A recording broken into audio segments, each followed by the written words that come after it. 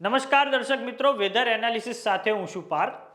ગુજરાતમાં હવે આજથી જે કમોસમી વરસાદનો રાઉન્ડ 25મી તારીખથી શરૂ થયો છે, તેમાં હવે વરસાદની તીવ્રતામાં આજથી નોંધપાત્ર ઘટાડો નોંધાય તેવી સંભાવના છે, કેમ કે હવે જે સિસ્ટમ જે છે અરબી સમુદ્રમાં વરસાદી સિસ્ટમ બની છે તે હવે ખૂબ નબળી પડી ચૂકી છે। તેના કારણે હવે આગામી સમયમાં માત્ર ને માત્ર હળવા ઝાપટા કેટલાક સ્થળોએ પડી શકે છે, પરંતુ હાલમાં આ વરસાદી સિસ્ટમ જે નબળી તો પડી ગઈ, પરંતુ હાલમાં કેટલીક જે ઊંચાઈ છે ત્યાં ભેજનું પ્રમાણ વાતાવરણમાં વધારો હોય છે, તેના કારણે આગામી સમયમાં છૂટાછવાયા સ્થળોએ ઝાપટા પડવાની સંભાવના છે। તો સૌપ્રથમ દર્શક મિત્રો, આપણે નજર કરીએ સ્ક્રીન પર। આ આઈએમડીની ઓફિશિયલ સાઇટ છે।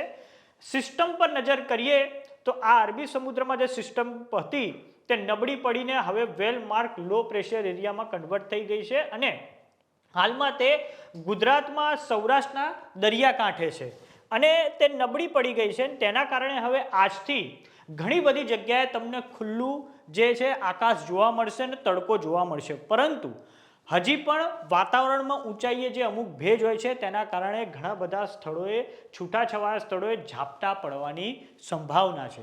હવે આપણે વિન્ડી મોડલની મદદથી સમજીશું કે આવનારા સમયમાં ગુજરાતમાં વરસાદની સ્થિતિ કેવી રહેવાની છે।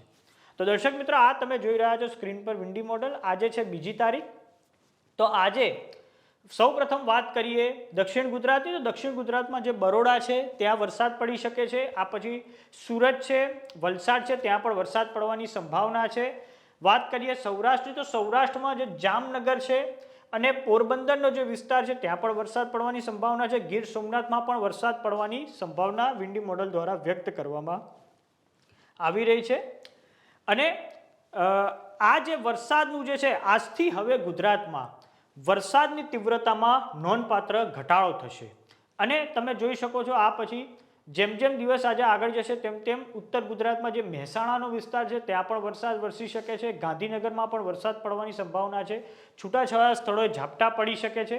મધ્ય ગુજરાતમાં દાહોદ છે, ગોધરાનો વિસ્તાર છે, આ મહીસાગરનો વિસ્તાર છે, ત્યાં પણ વરસાદ પડી શકે છે। અને આ પછી સૌરાષ્ટ્રમાં સુરેન્દ્રનગરનો વિસ્તાર છે, બોટાદ છે, મોરબી છે, ત્યાં પણ વરસાદ પડવાની સંભાવના છે। રાજકોટમાં પણ વરસાદ વરસી શકે છે આજે, અને કચ્છમાં નલિયાનો વિસ્તાર છે, ગાંધીધામનો વિસ્તાર છે, ત્યાં પણ વરસાદ પડવાની આજે સંભાવના છે 2જી તારીખે।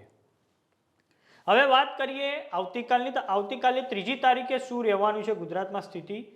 તો આવતીકાલે ગુજરાતમાં અમદાવાદની જે આસપાસનો જે વિસ્તાર છે ત્યાં હળવો વરસાદ રહી શકે છે। પછી ઉત્તર ગુજરાતની વાત કરીએ તો ઉત્તર ગુજરાતમાં સાબરકાંઠાનો વિસ્તાર છે, અરવલ્લીનો વિસ્તાર છે, ત્યાં પણ વરસાદ પડવાની સંભાવના છે।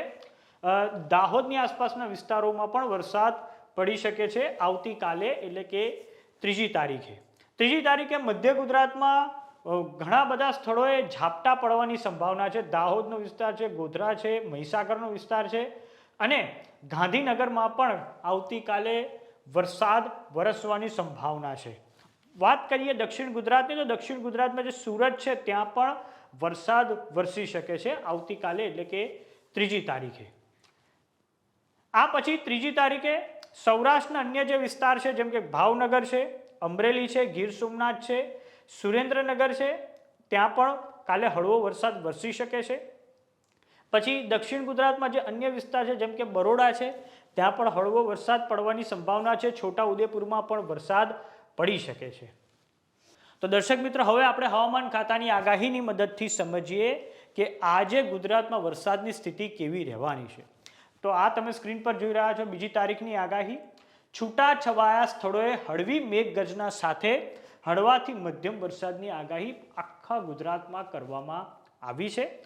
આખા ગુજરાતમાં હવામાન ખાતાએ આગાહી એટલે કરી છે કે વેલ માર્ક લો પ્રેશર જે હાલમાં ગુજરાત પર છે અને જે વાતાવરણમાં ઊંચાઈએ જે ભેજ હોય છે તેના કારણે છૂટાછવાયા સ્થળોએ હળવા ઝાપટા પડી શકે છે। વાત કરીએ સૌપ્રથમ વાત કરીએ આપણે સૌરાષ્ટ્રની, તો સૌરાષ્ટ્રમાં સુરેન્દ્રનગર છે, મોરબી, જામનગર, દેવભૂમિ દ્વારકા, પોરબંદર, રાજકોટ, જુનાગઢ, અમરેલી, ભાવનગર, ગીર સોમનાથ અને બોટાદમાં આ હળવા ઝાપટા પડી શકે છે। કચ્છમાં પણ એ જ આગાહી આપવામાં આવી છે। વાત કરીએ દક્ષિણ ગુજરાતની, તો દક્ષિણ ગુજરાતમાં બરોડા, છોટાઉદેપુર, ભરૂચ, નર્મદા, સુરત, તાપી, નવસારી, ડાંગ, વલસાડ, દમણ અને દાદરાનગર હવેલીમાં પણ હળવા ઝાપટા પડવાની સંભાવના છે. મધ્ય ગુજરાતની વાત કરીએ, મહીસાગર, પંચમહાલ, દાહોદ, ખેડા, આણંદ, અમદાવાદમાં પણ હળવો વરસાદ વરસી શકે છે અને ઉત્તર ગુજરાતમાં બનાસકાંઠા, પાટણ, મહેસાણા, સાબરકાંઠા અને ગાંધીનગરમાં પણ હળવા ઝાપટા પડવાની સંભાવના છે.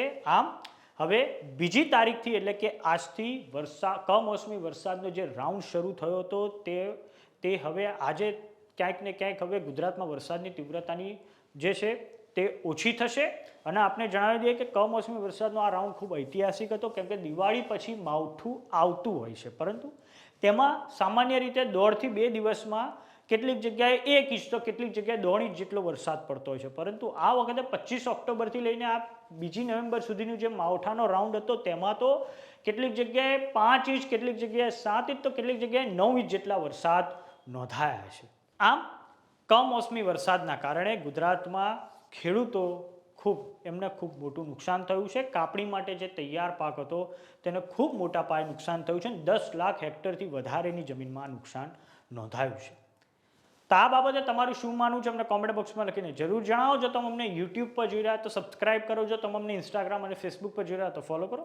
સાથે જ અમારી વોટ્સઅપ ચેનલ આવી ગઈ છે, જોઈન કરવાનું ના ભૂલતા. નમસ્કાર.